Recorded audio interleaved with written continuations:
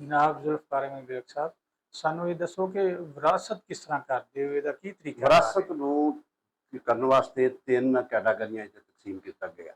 ਜੀ ਪਹਿਲੀ ਜ਼ੁਲ ਫਰੂਜ਼ ਆਉਂਦੇ। ਜ਼ੁਲ ਫਰੂਜ਼ ਵਿੱਚ ਉਹ ਜਿਹੜੇ ਰਿਸ਼ਤੇਦਾਰ ਨੇ ਕਰੀਬੀ ਤਰੀਨ ਹੁੰਦੇ ਨੇ, ਮਾਂ ਪਿਓ ਮੀਆਂ ਬੀਵੀ। ਜ਼ੁਲਫਰੂਜ਼। ਜ਼ੁਲ ਫਰੂਜ਼। ਉਸ ਤੋਂ ਬਾਅਦ ਅਸਬਾਤ ਆਉਂਦੇ ਨੇ। ਅਸਬਾਤ ਆਉਂਦੇ ਨੇ ਚਾਚਾ ਚਾਚੇ ਦੀਆਂ ਔਲਾਦਾਂ, ਜੀ ਦਾਦਾ ਦਾਦੇ ਦੀਆਂ ਔਲਾਦਾਂ ਆ ਗਈਆਂ। ਜੀ ਉਸ ਤੋਂ ਬਾਅਦ ਜ਼ੁਲ ਹਰਾਮ ਆਉਂਦਾ ਹੈ। ਜ਼ੁਲ ਹਰਾਮ ਇਸ ਤੋਂ ਵੀ ਅੱਗੇ ਜਾਂਦੇ ਨੇ।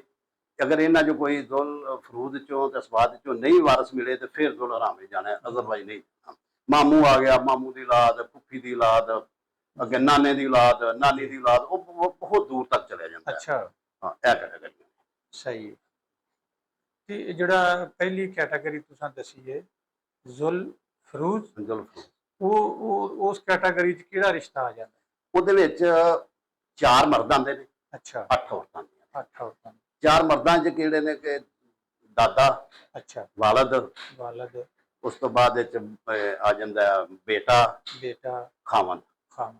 ਤੇ ਔਰਤਾਂ 'ਚੋਂ ਆ ਜਾਂਦੀ ਹੈ ਬੀਵੀ, ਬੀਵੀ, ਵਾਲਦਾ, ਵਾਲਦਾ, ਤੇ ਉਸ ਤੋਂ ਬਾਅਦ ਆ ਜਾਂਦੀ ਹੈ ਬੱਚੀਆਂ, ਬੱਚੀ, ਤੇ ਉਹ ਭਾਵੇਂ ਪਿਤਰੀ ਹੋਣ ਭਾਵੇਂ ਮਾਦਰੀ ਹੋਣ। ਮਾਦਰੀ। ਇਸ ਤਰ੍ਹਾਂ 8 ਉਹਨਾਂ ਦੀਆਂ ਬਣ ਜਾਂਦੀਆਂ। ਸਹੀ।